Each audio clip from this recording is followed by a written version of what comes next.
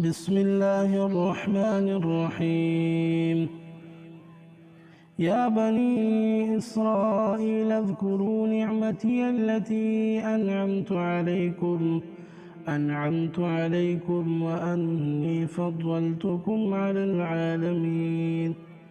واتقوا يوما لا تجزي نفس عن نفس شيئا ولا يقبل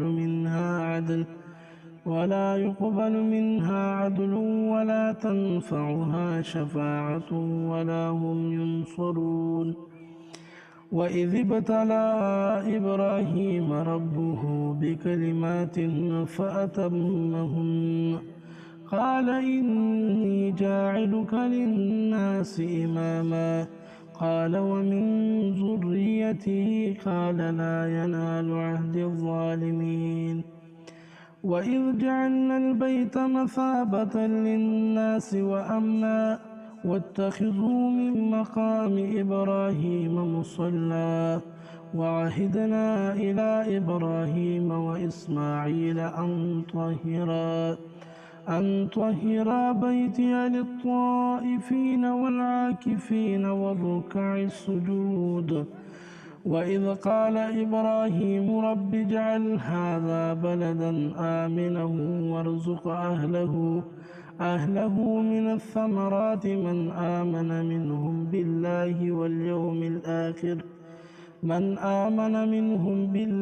وباليوم الآخر قال ومن كفر فأمتعه قليلا